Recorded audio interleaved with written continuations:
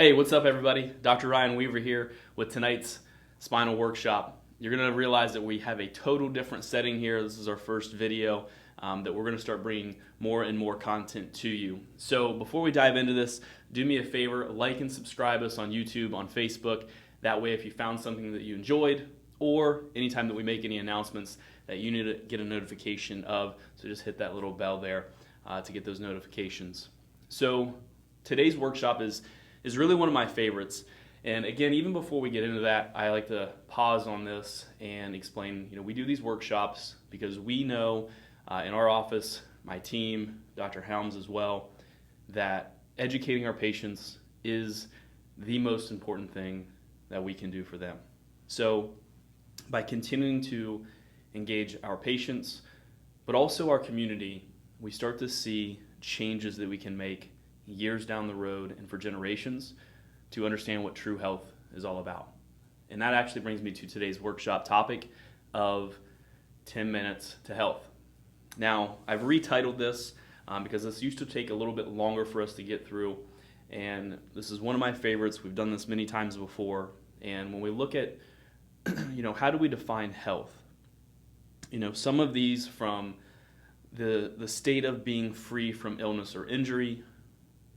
Health by the World Health Organization states a state of complete physical, mental, and social well-being, not merely the absence of disease.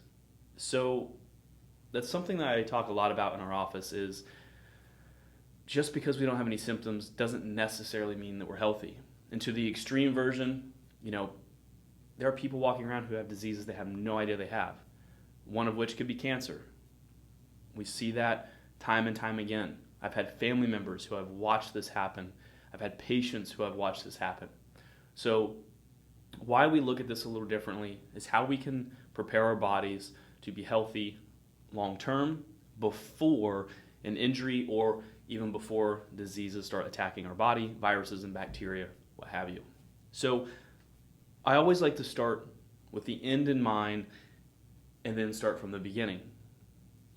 Through the next 5 to 10 minutes, I want to shed some light on how important our spine is, how important our health is, and when that actually starts and how we can take care of it as we continue to age.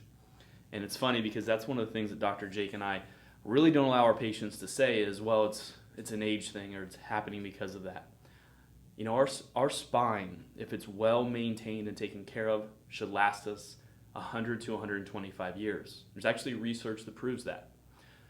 So starting with the beginning, even when a woman becomes pregnant, the first thing that develops just 2 weeks after conception is our nodal cord starts to develop, which ends up being our spinal cord. And if you think about that, for the next 8.5 months, everything starts growing from that.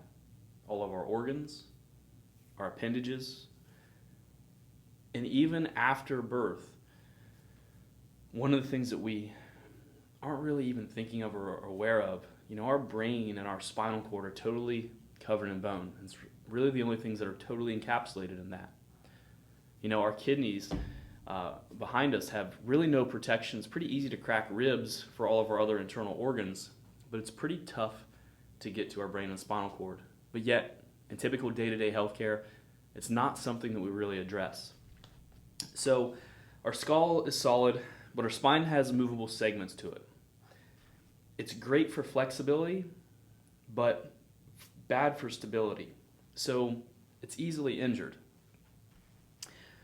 The flexibility allows us to bend, move around, shift. I always think of, for some reason, I'm always reaching behind in my vehicle trying to grab a water bottle that's rolling around as I drive. And that's a lot of movement. And that can also put us, like I said, very easily at risk to injure that. So in our office, we talk about something called a subluxation. To say that we treat low back pain or treat plantar fasciitis or treat headaches, we actually treat subluxations that can inevitably cause some of those things. But I want to highlight what a subluxation really is. And even the medical profession said that there was really no scientific evidence that a subluxation is a real thing, but also that how it can lead to disease or dysfunction, which we'll talk about in a moment.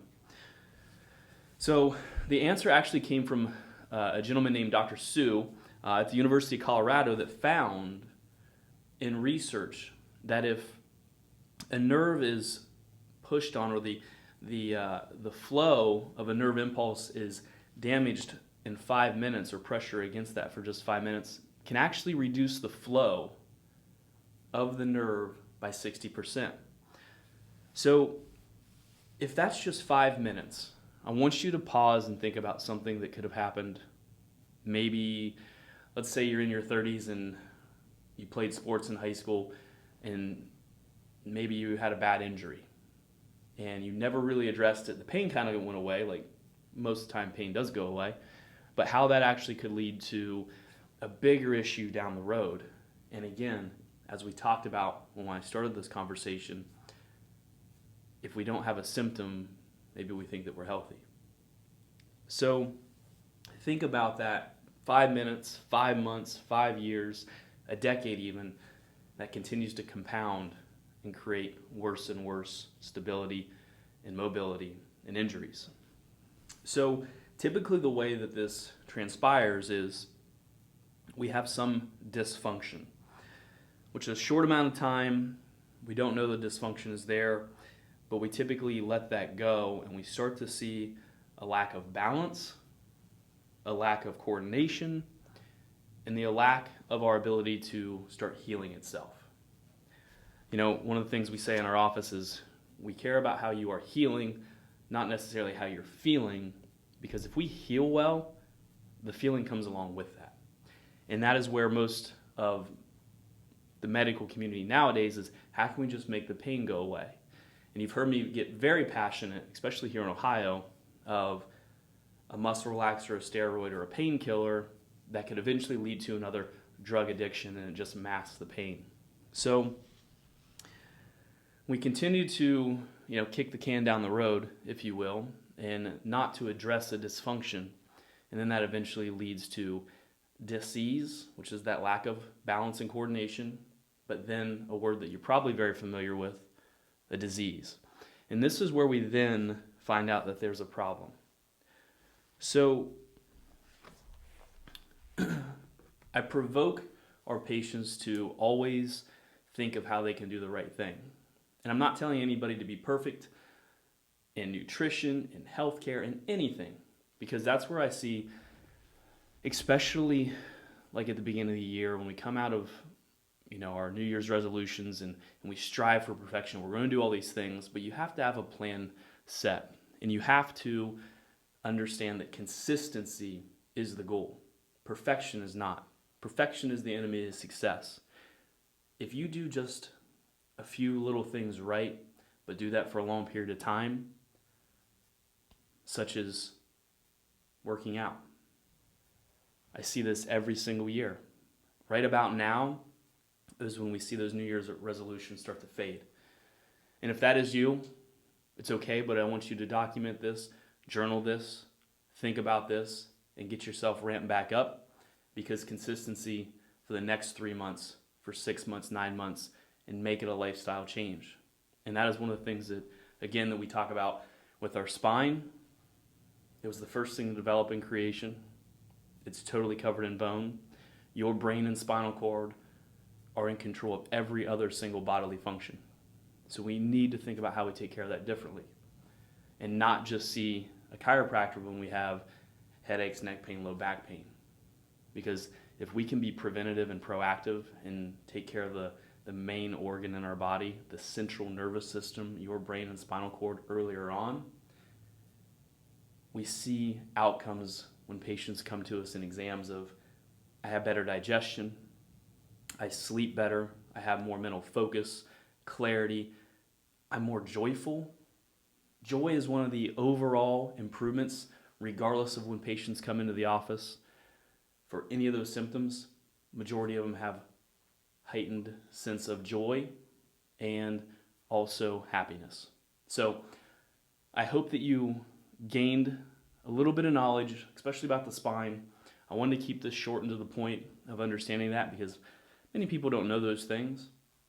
But going into the next few months of how we're going to attack our workshops and bring up more content for you, and really challenge you to make yourself a little uncomfortable and maybe pick one thing that you want to do differently and continue to improve the quality of your life. Because that's what I see with patients. It's not just about the pain, it's the quality of life. Can they get down and bend down and play with their kids or their grandkids? Can they go run? Can they go hunting? Can they do the things that they love to do? So I appreciate you guys diving in here. Again, do us a favor, like, subscribe on Facebook and YouTube, comment below these next few topics that we're going to dive into. We love to engage our patients in these and try to bring up things that are relevant to them and that we see on a day-to-day basis. So again, I appreciate you guys. Thank you for being here, and we'll look forward to seeing you at our next Spinal Workshop.